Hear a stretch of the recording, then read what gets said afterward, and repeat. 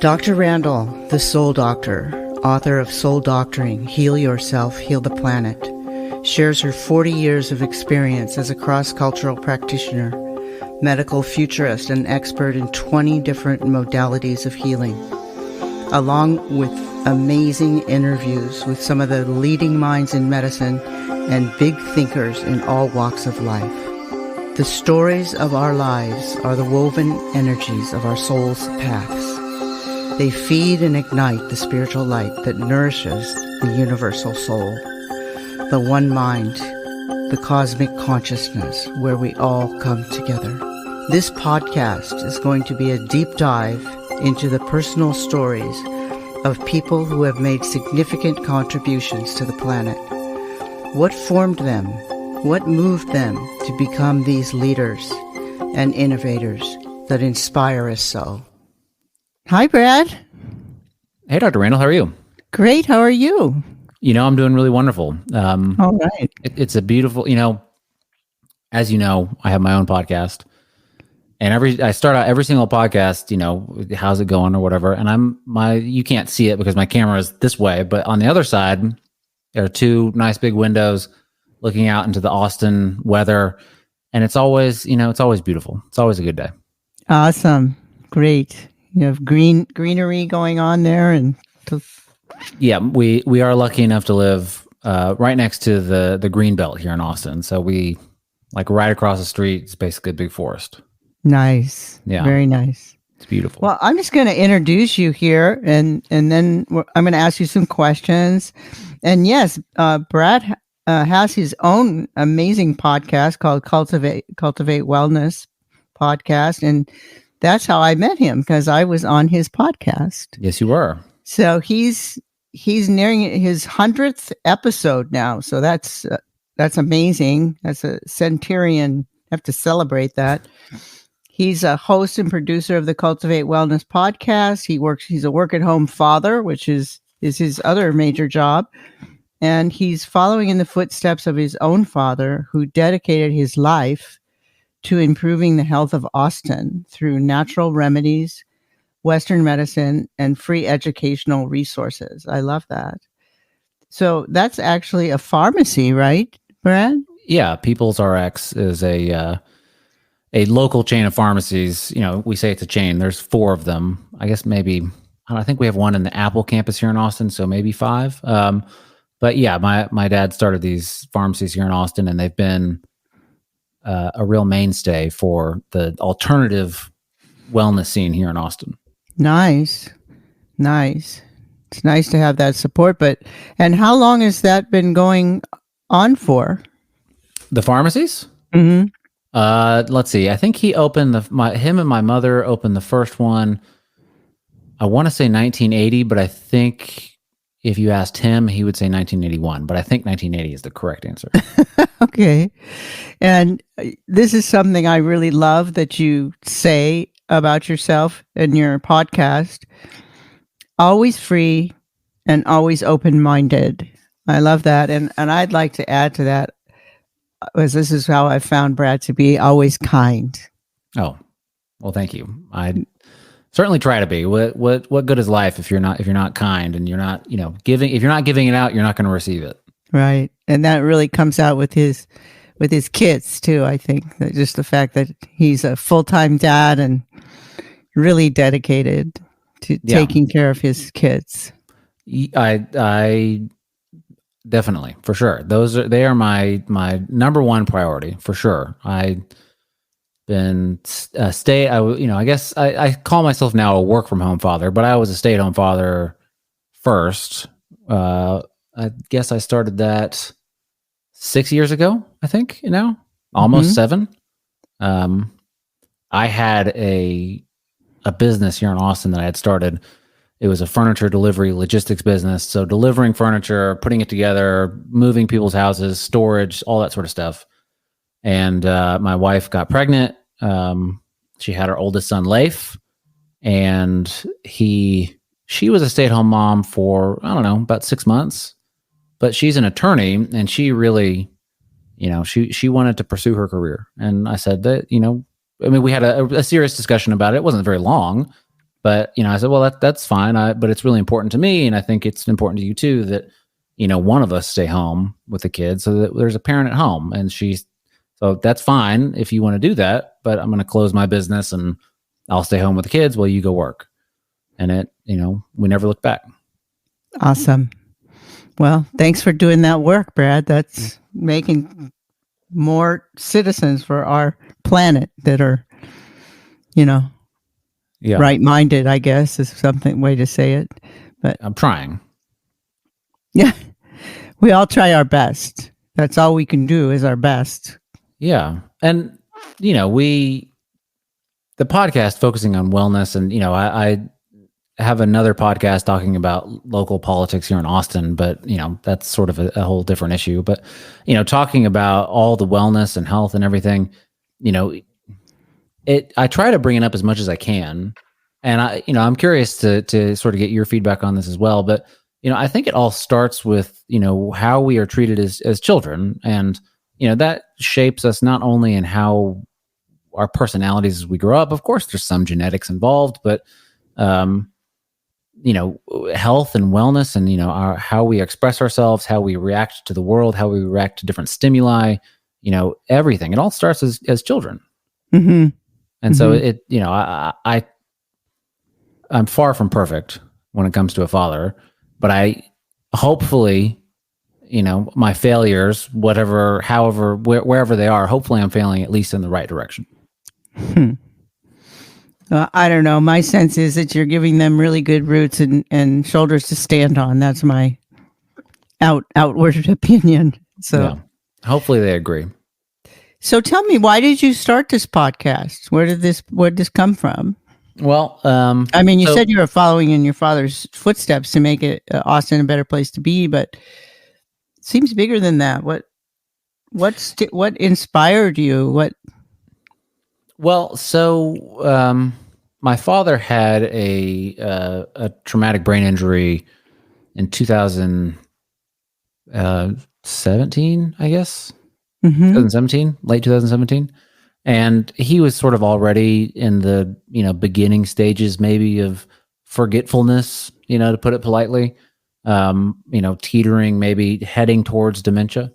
And the traumatic brain injury sort of just pushed him over the edge. And so the family got together and we, started to take a larger role in People's RX here in Austin and trying to, manage his dream and, maybe make some adjustments here and there. And he hosted a radio show in Austin. He hosted several radio shows in Austin on the weekends.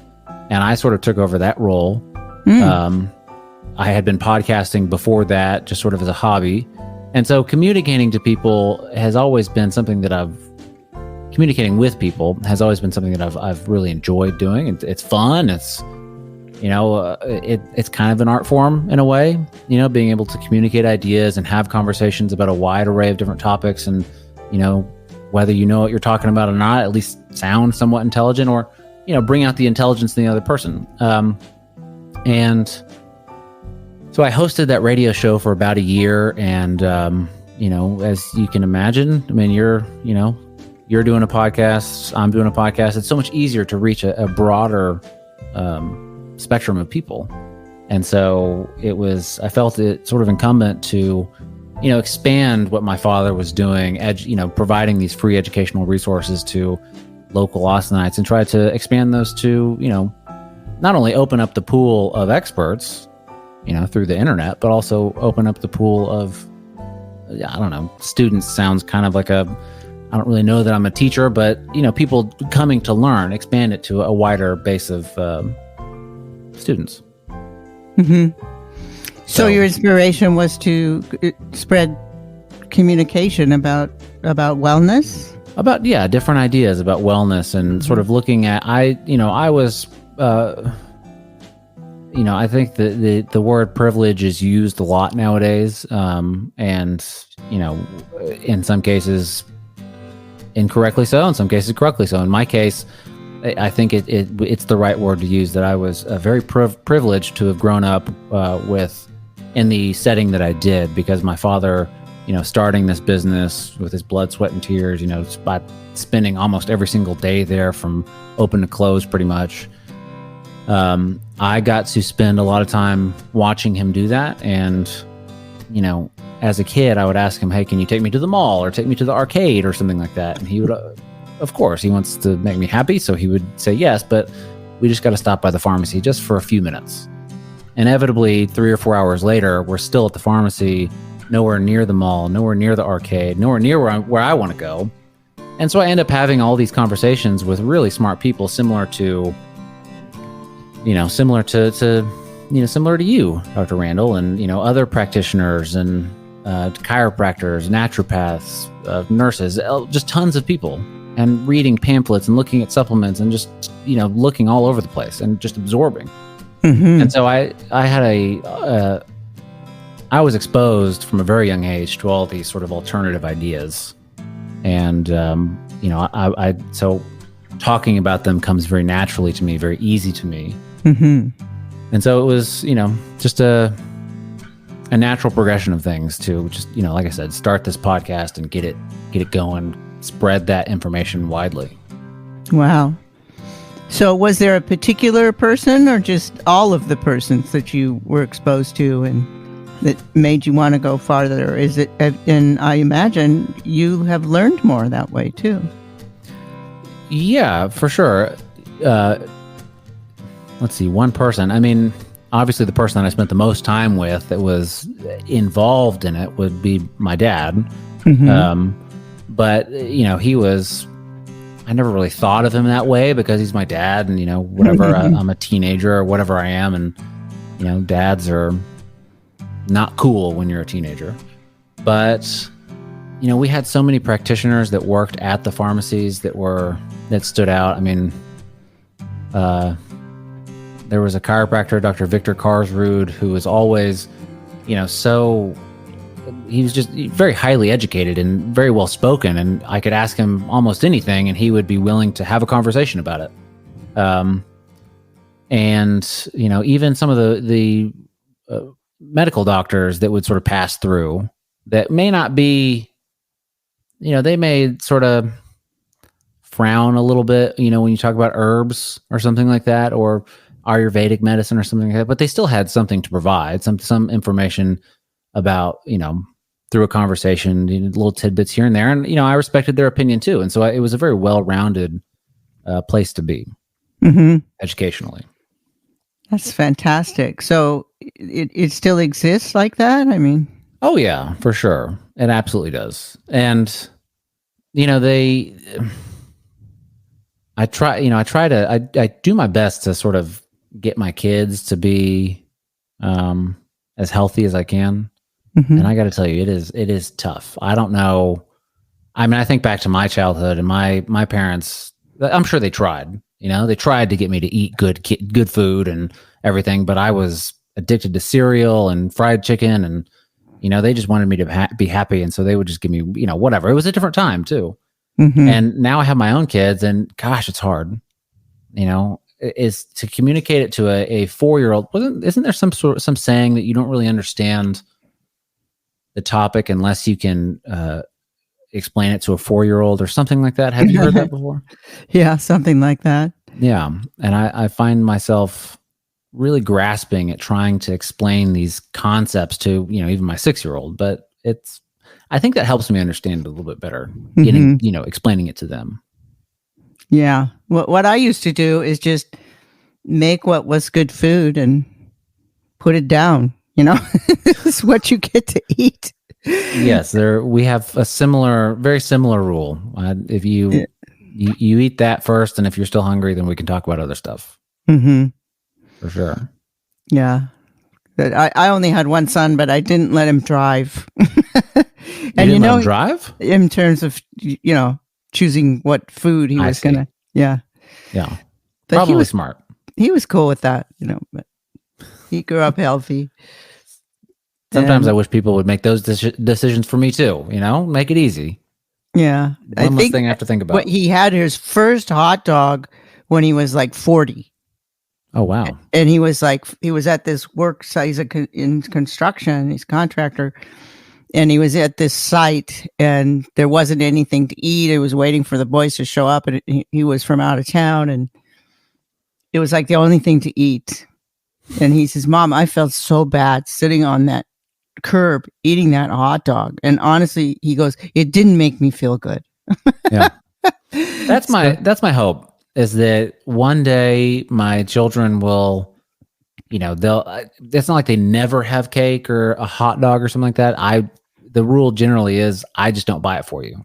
If your grandmother buys you I don't know, whatever a cupcake, that's fine. Mm-hmm. That's between you and her. I'm not going to do it for you.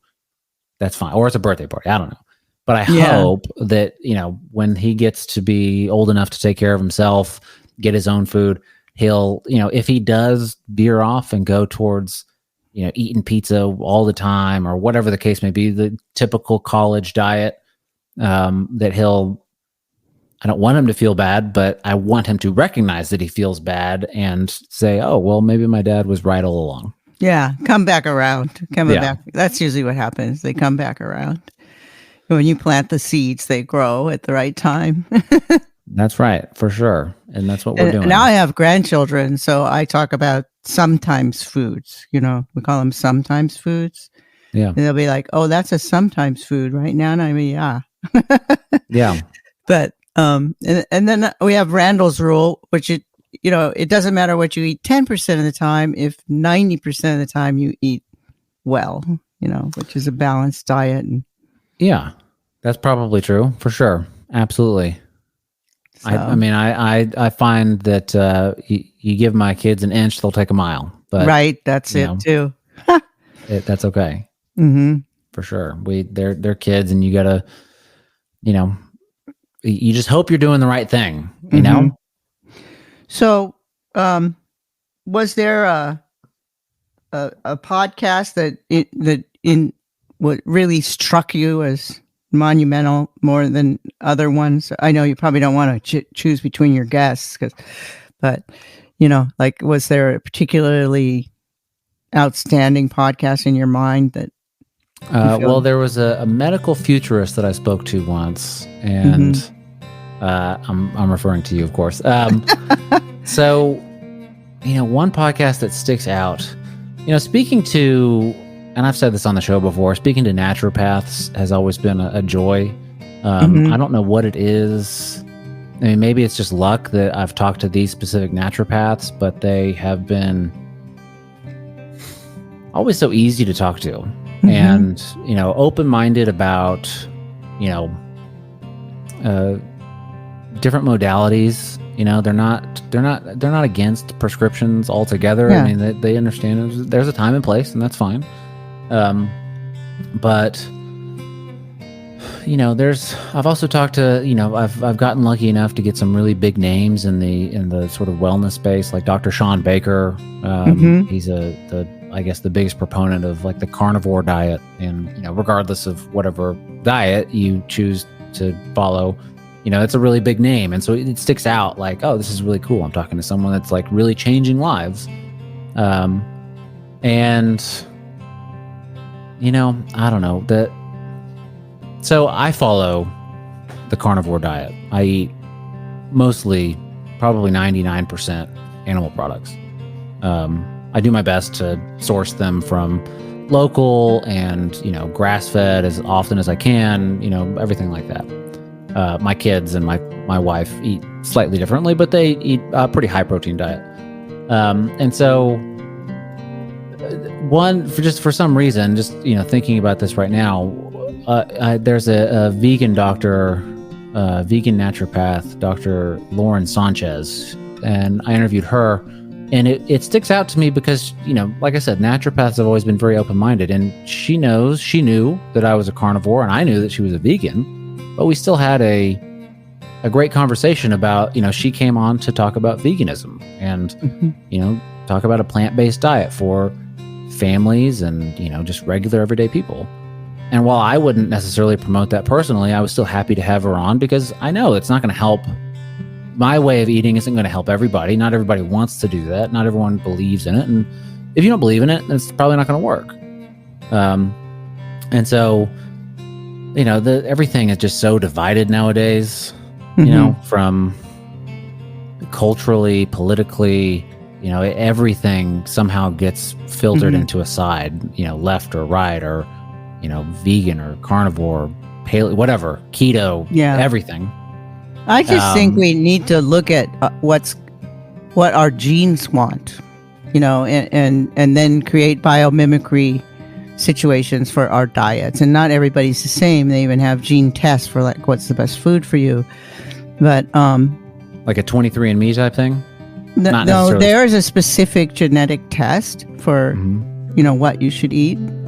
There's a specific genetic test for that, which I have in my office. If people want to, But I also think we need to look at our planet and what the planet needs to eat. If we look around and see where our planet is in trouble, she's kind of telling us not to eat certain things. And maybe, like, you like to be a carnivore. That's all good, but it should probably be regeneratively farmed food, which which pulls carbon down back into the land and restores the grasslands. And, it's good for the planet. And what's good for the planet is good for you. So yeah, absolutely. I mean, when it comes to that, I think regenerative on both sides is going to be extremely important, right? I mean, on the ranching side, regenerative ranching is going to be extremely important going forward. But also, I think that, like a huge monocrop, cornfields or soy fields or whatever that go into vegan processed foods is going to also... but that's not that. See, whether that corn crop goes to feed the cows that are industrially farmed, that are not the good meat, right? It causes inflammation in your body, or whether the corn goes into some vegan product. It's those types of farming, where you till that releases more carbon in the atmosphere than all the combustion engines combined. Yeah. So you're right. We need to farm in a sensitive way and do, low till farming, which they just use like these razor blade discs instead of where they dig way down and release all the carbon and add to our carbon debt. So we got to think about what's happening to the planet when you choose the foods we eat. That's all. Yeah, absolutely. I've talked to a couple of, on my show, one regenerative rancher and one, I forget what her exact title is, but she's part of, like, I guess the Farm and Ranch Association of Texas. I think that's what it's called. And, talking about the life, how many more years we have left with the soil. The way that we're treating the way that we're doing it. Exactly. Yeah. We're desertifying the land, but if you do the low till way, we don't have to.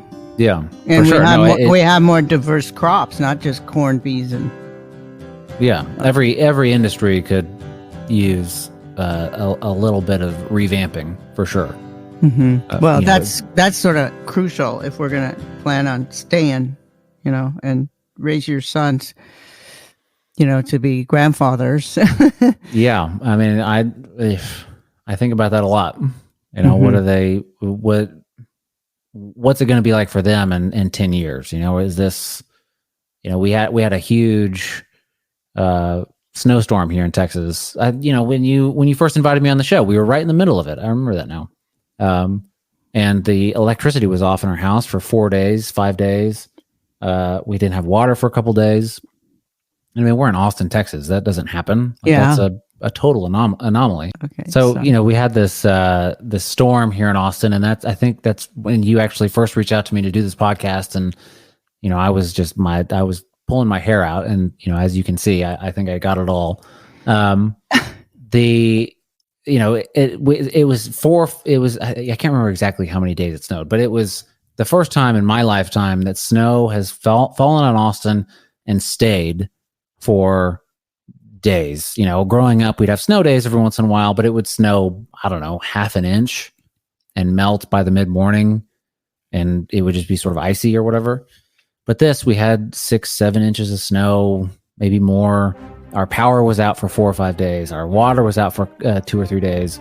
And, it was really dire straits for a little bit there. I mean, luckily we had some backup food for our kids. Our middle child is special needs.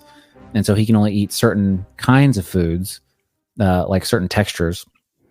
I couldn't feed him like a sandwich and think that he's going to eat it.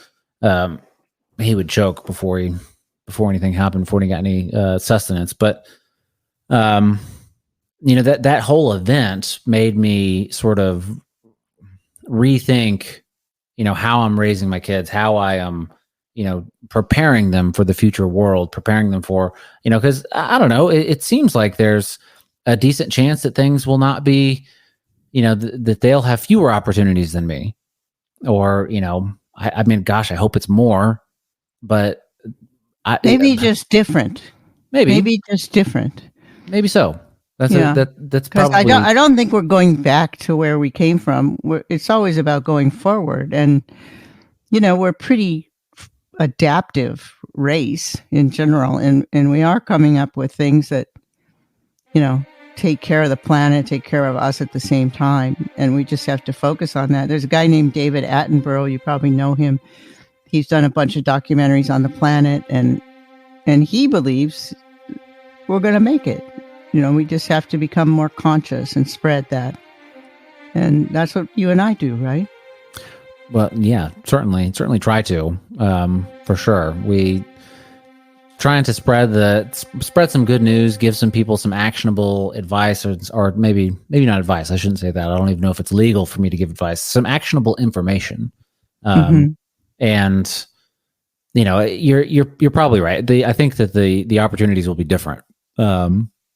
I guess the way I should think about it is more, preparing them to, handle the challenges that, might come forth, and, to teach them to make better decisions. I mean, you're a parent. I think that the main goal of parents is to, create better people than yourself. Mm-hmm. I mean, I would consider myself a success if my children grow up to be better people than me. And hopefully that's a high bar, but I think they can do it. Yeah. I'm sure you're giving them all the opportunity and planting all the seeds because you're their dad. Yeah. Well, I mean, I'm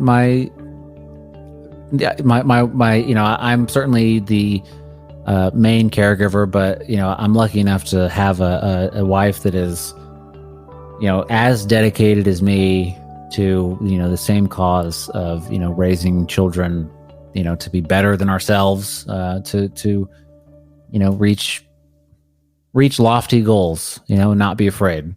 And of course, we have sometimes very differing opinions about how to get there, but we come to agreements.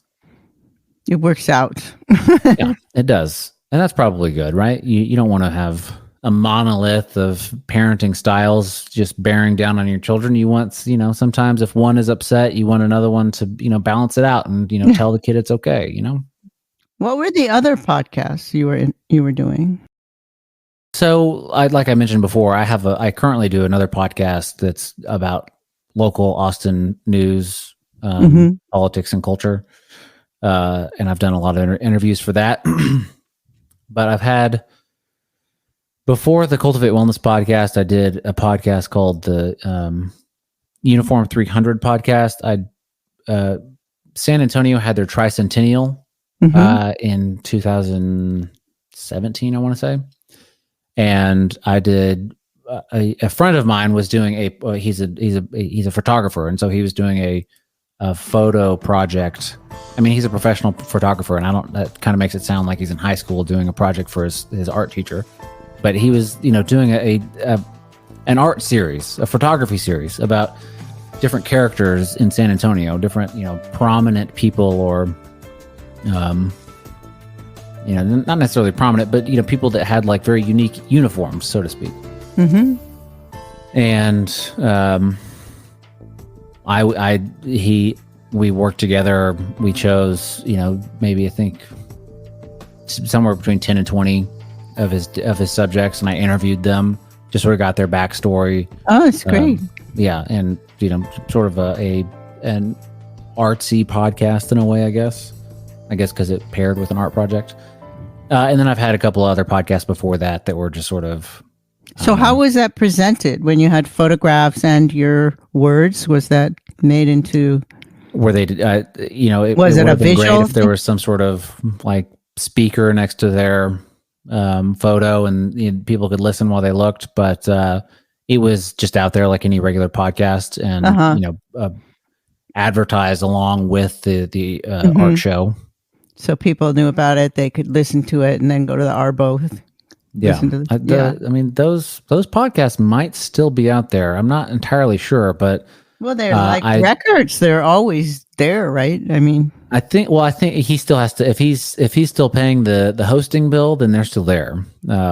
As you know, you have to pay for those that don't have their own podcast. I'm not sure how many of people don't have their own podcast nowadays, but they, you have to pay someone to host your podcasts and right. Upload them and do all that stuff. So if he's still paying that bill, then they're still there. And I hesitate to even go back and listen. And I wonder what I sounded like, how, if hopefully I've gotten better, but we'll see. My experience has been, I'll listen to them and I'll be like, oh, that was good. I'll say things that even surprise me, kind of like I didn't realize. Yeah, for sure. I think if you, and I've listened to a couple, some of yours, in preparation for this, and I mean, you come off as as genuine, and I think if you're having a conversation and you're invested in it, I think it comes through, and people enjoy listening to people have a good time. You know what I mean? Right. So what was, other than following your father around and going to the pharmacy, what was what in your childhood do you think led you to what I do now? Yeah. That's a good question. I didn't like school. I mean, I didn't have any problem going. I mean, I skipped sometimes. I would skip school, whatever. But what did you do when you skipped? Well, the statute of limitations is probably up by now, but my mom was a teacher at my high school, Austin High School, and my parents were very lenient. They were, I wish I could be as lenient as them, and maybe I am in some ways, but I could do really almost anything. Maybe they just had that sort of trust in me. I think back, and I must have lied to my parents sometimes, but in general, I was pretty honest with them. And since my mom was a teacher at the high school, if I wanted to skip a class, she would let me. She would just say, all right, go to my office, whatever, no big deal. And I didn't make good grades. I still managed to get into the University of Texas. I didn't make good grades there either.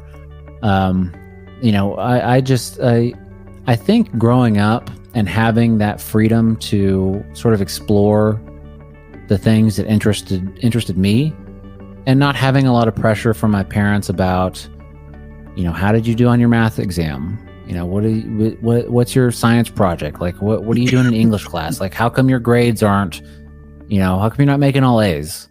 I'm sure we had those conversations every once in a while, but whatever my answer was, they accepted it, and they said, well, he must be happy. So they didn't pressure you. They didn't pressure me at all. I mean, I almost didn't go to college. And that's almost like a Waldorf school. You were allowed to pursue your own interests. Absolutely. Yeah. So that did something to form you. I mean, believe me, I didn't always use my time wisely. I played You're so brutally honest. I love that about you. I certainly played my fair share of video games, screwed around doing, dumb stuff with my friends. But just having the freedom to be a free spirit. Yeah, sure. And if there were repercussions to my actions, generally I had to bear those repercussions. And I think having that sort of freedom to do that, and I almost didn't go to college because I was a triathlete in high school. So okay, yeah, I mean, I played a lot of video games, but I also exercised a lot, and I wasn't just lazy. And I wanted to be maybe a professional triathlete. My parents convinced me, just go to college 1 year, just try it. And if you don't, then fine, you can try to be a triathlete. Luckily, I took their advice, and because I gave up on triathlons after having 2 flat tires on a long bike ride. And I think I was just overtrained and exhausted. And I said, screw it. I'm never doing another triathlon again. And I haven't. But they always gave me the freedom to pursue, whatever it is that interested me. Mm-hmm. And, I, even in my 20s, I was pretty irresponsible in a lot of ways, did a lot of partying, drank a lot of alcohol, I experimented with quite a few drugs, and, eventually grew out of that. And I, got back into, stop wasting my time with that sort of stuff. And I mean, was it a waste of time? It brought me to where I am today. So, maybe it's all just a long path towards, where I'm ultimately supposed to go. Well, now they're using a lot of those drugs to treat people, with mental problems or addiction problems. They're using the same drugs, to bring them around. So, you kind of, maybe we all just sort of brought our own selves around that way, Yeah. I guess I could put it this way. If my son ever experiments with drugs, I guess, there's not, the best I can tell him is, I've been there, and you take it from me. It's not a fun path to go down. You should stop. Mm-hmm. I have that experience. But through it all, I tried to, keep that sort of same mentality of pursuing the things that sort of interested me. And I always wanted to be a parent, and, have a strong family, have a big family. We have 3 kids. That's as big as it's going to get. If it was up to me, we'd have more, but she's done, and that's okay. And so, I've always been, I would listen to podcasts about parenting before I was even close to being married. I would listen to, in all sorts of stuff. And so when we had kids, it was a really easy transition. Like, all right, this is my life now. I gotta focus on these kids. I gotta, be there for them. I gotta, treat them right, treat them peacefully, peaceful parenting, and, do my best. And had I not had that freedom growing up to sort of explore all the different things that, I wanted to do, then I may not be doing this podcast where I get to talk to, people of all different walks about all different types of things, and be open-minded about it, be Mm-hmm. open-minded about talking to a vegan. And vegans are fine. I know I bring that up not because I think that they're wrong. Because I'm different, Uh-huh. I'm the opposite of them. Uh-huh. And just being willing to talk to them and be that open-mindedness, I think that has a lot to do with how I grew up and how my parents raised me. Yeah, that's fantastic. So I think did that answer your question? I think you did. Okay. I think you answered it really well.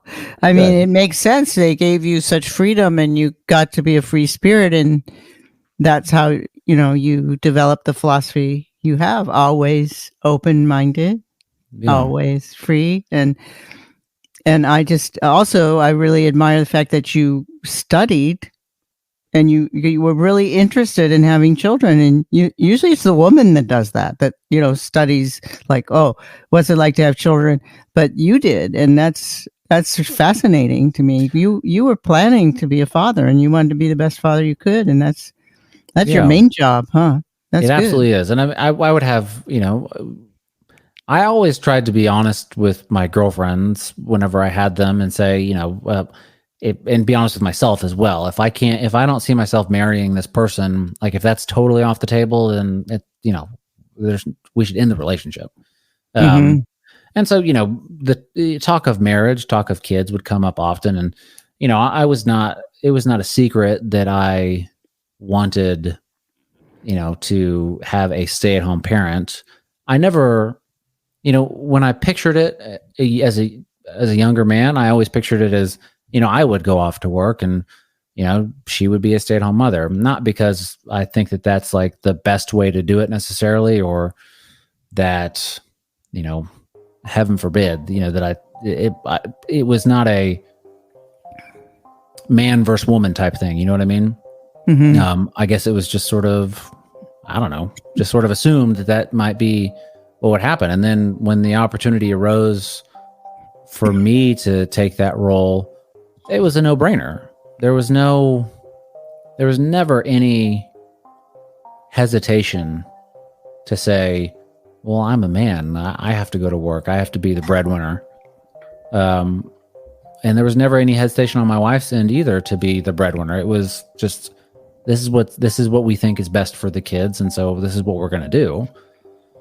Well, that's fantastic. But, probably why in the beginning you didn't, it was just more common for the man to go to work and the woman to stay home. That was Yes, tradition, right? But, for sure. There are men that have branched out and like you and doing fabulous jobs. So I love that. It all comes down to, we all have different struggles in life. We all have different successes, different things that are pushing us, driving us to, reach our goals. Mm-hmm. And while I do hope that more people have kids because kids are the best, I need to, also step back. Well, I hope more people like you have kids, but, not everybody should have or is ready or, will lead them the right direction. Yeah, well, but you're dedicated to it. You studied it before you got into it, and it's a major part of your life. And I admire that about you. It's one of the reasons I had you on. Well, I think when I talk to new parents, the piece of advice that I find myself giving the most is that all the information you need, you already have. It's mostly instincts, and you're doing just fine. Even when it feels like you're not. Oh, great. So, not that you need to study, but it does help. So what has been your most touching moment as a father?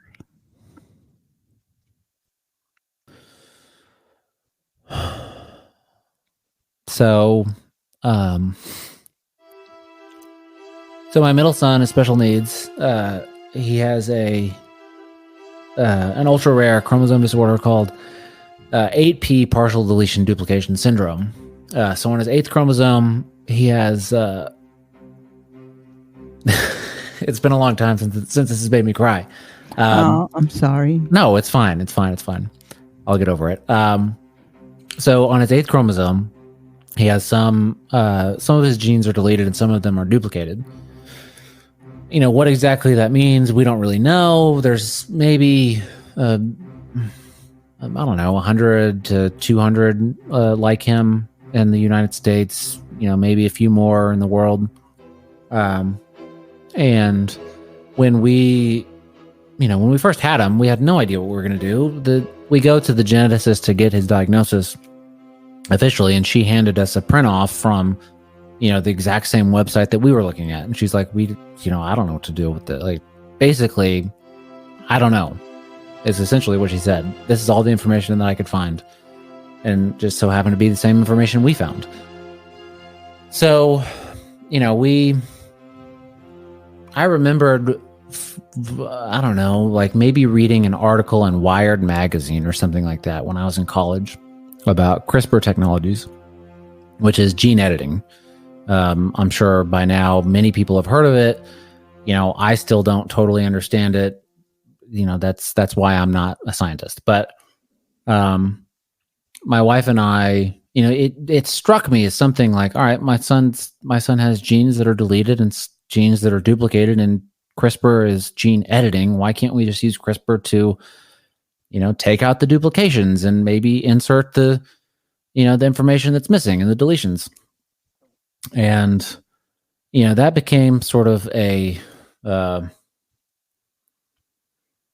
one-track mind of mine, just that I got to figure that out. How can I get him to get that, to get gene editing technology? It's the only thing we can do. Just one-track mind, right or wrong. I had a gut feeling that had to be it.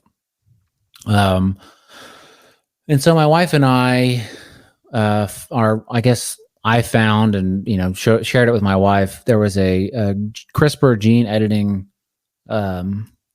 conference in London. And it was open to scientists, students, and nonprofits. And I fit none of those. So I just lied and said, I have a nonprofit. And I don't know that they really cared. They may have done some background on me and realized that I was lying. But I mean, they probably just wanted my money anyway. It was maybe a couple grand. And so my wife and I go to London, and, we're sitting there in this scientific conference talking about, gene editing and all the places that it's going and the current technology and the current research. And it really was really cool. A lot of great information from the information that I could understand. And we had a round table. And I think the topic of the round table, it was hosted by a guy that was sort of high up in a pharmaceutical company. I won't say the name just because, I don't know. Whatever. A big one. And I think the topic of the round table was something to do with the ethics of gene editing. Was it ethical to do it to use it on humans in its current technological level, whatever. And him and I sort of had an agreement during this roundtable that, hey, if there's no other choice, what's the worst that can happen? If the patient doesn't have a great prognosis, then hell, we got to try something. And if 20 years down the line, cancer pops up because of it, well, the cancer technology will, cancer research, cancer medicine will be, that much further ahead 20 years from now. You got to try something. Eventually you have to take a risk. And so I had a conversation with him afterward, and, it really, that was the first time that,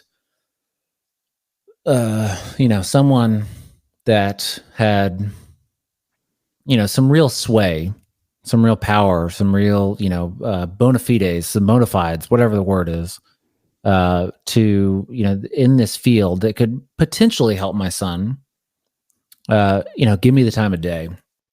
Gave me his contact information, said, hey, stay in touch. I'd love to help you out, whenever I possibly can. Maybe there's some stuff around the corner. And, I just went to the bathroom and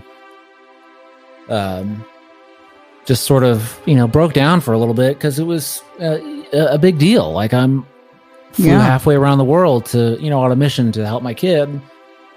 And, there's this guy that, wants to help too.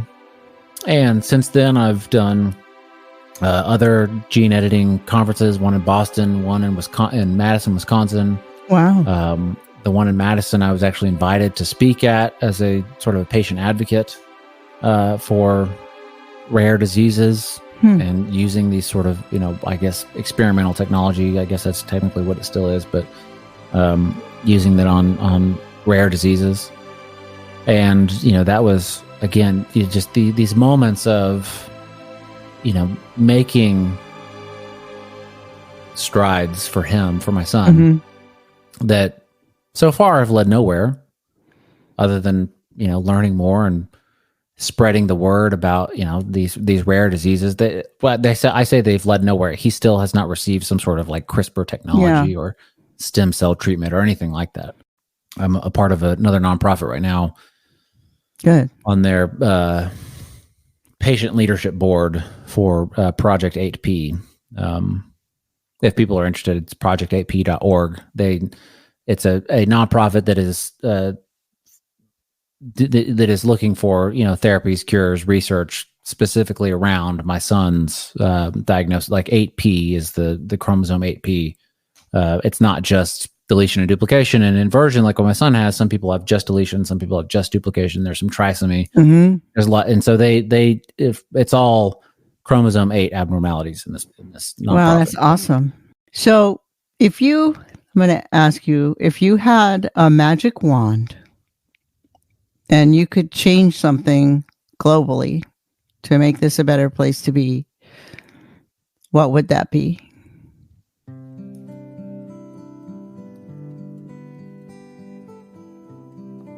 Wow. That's just now talking about, my special needs son. Mm-hmm. I mean, the first thing that pops in my mind is, man, I would like to get rid of, his diagnosis, not specifically him, but all people that are suffering from, chromosome abnormalities. But, then I think that's not fair. It should be all rare diseases. Mm-hmm. All maybe genetically caused rare diseases. Yeah. And, whether it be, that would be personally, I also would, if I would also like to change if I could use a wand to change the world and, in any way that I can. It's not a simple answer, but if I could change the world to if I could change the culture of the world to where we no longer needed, like governmental organizations and everything was more voluntary, I think we'd have a much more peaceful world. We would have, I think we'd probably have a cleaner planet. I think it would achieve a lot of people's goals. I need you to leave us with a couple words of wisdom, and then I need you to tell us how to get a hold of you. But first, what would you like to tell my guests from your experience, all your podcasts, all your years as a father, some words of wisdom to make their lives more livable? Well, coming into the new normal. So nothing has brought me more joy than my family, especially my children. Of course, my wife too. If she ever listens to me in a podcast, hopefully it'll be this one, and she'll actually hear me say that.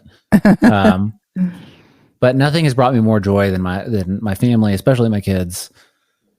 And while it's been tough with having a special needs kid, developmentally he's behind my 18-month-old daughter, and he's almost 4. So kind of give you an idea of what we deal with. If you ask me, it's never a bad time to have kids. And kids are really, you're never going to know yourself or your parents until you have kids. It really does bring out so much in us, and it's all so worth it. It forces you to work through some stuff, and they bring so much joy. And if I think I have young friends that are just getting married, and I joke with them all the time, like you got to have kids, have them early, have a lot of them, because they really are amazing. But so not only do kids bring joy, it's so cliche that children are our future, but it's also so true. And I think as a parent, it's my kids are my future, and if I treat them poorly, they're I don't think I have a future. And I want more peaceful parents out there, treating kids with respect. Treating them like kids, but treating them with respect, and treating them well, so that we can have a better, brighter, more peaceful future going forward. Thank you, Brad. Very well said. Beautiful. Thank you. Yeah, they can find me on Instagram. I try to post at least whenever I have a new episode out. I'll post something about the episode. It's just at Cultivate Wellness Podcast on Instagram. If you live in the Austin area and you're interested in Austin, news, culture, and politics or whatever, you can find me on Twitter at Brad Swail. That's BRADSWAIL. But I'd never post about health and wellness on Twitter. Sometimes I'll retweet people, but that's it. But Instagram, and of course the podcast, Cultivate Wellness Podcast. It's on Apple Podcasts, Spotify, where I think it's on all the podcatchers or whatever they're called. Go find it. Great. All right. Well, we'll definitely watch for that. Thank you so much. Thank you, Dr. Randall. Thanks for joining me. And thanks for being so honest and forthcoming with your feelings. Well, thank you for giving me the opportunity. I appreciate that. Okay. I'm Dr. Gail Randall, creator and host of Soul Stories. I just want to thank you for listening to my podcast. I recently got a notification from the International Podcast People, and I was astounded that so many countries are listening to my podcast in the category of alternative health. So thank you, and please continue to listen.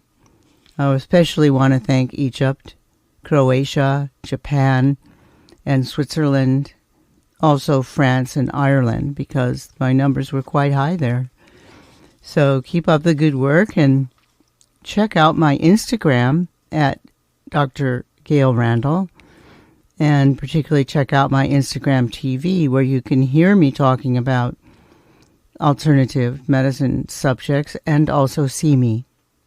It's a very good show, and I think you'll like the subjects. It's on 6 p.m. Pacific Standard Time every Friday, but it's recorded there, so you can find it there anytime you look. Okay, thanks again. I love you guys. This is Dr. Gail Randall from Soul Stories, and author of Soul Doctoring, Heal Yourself, Heal the Planet. I want to thank Saltology, our sponsor, at bathsalt.com, which fits perfectly into my medicine bag as it, like me, calls upon the ancient wisdom and modern technology to heal, especially with the stresses and ills of our modern times. The Bokak brand uses organic salts combined with organic essential oils sourced from ancient Egypt to provide a perfect remedy for your bathing ritual and healing from modern stresses. The Relief RX brand is a unique one-of-a-kind healing salt that uses organic CBD, treated with a unique emulsification process to create nanoparticles which easily enter the skin to most effectively heal and relieve aching muscles and joints. Whether from chronic inflammation or just a rough workout, this is the perfect healing bath, especially when you add the organic essential oils of neroli, lavender, eucalyptus, or grapefruit. Your body, mind, and soul will be lifted and soothed like never before. Go now to bathsalt.com. I also want to give special thanks to Larry Antonino and Agora Borealis Recording Studio for music and score, and also to closetotheearth.com for IT and computer assistance.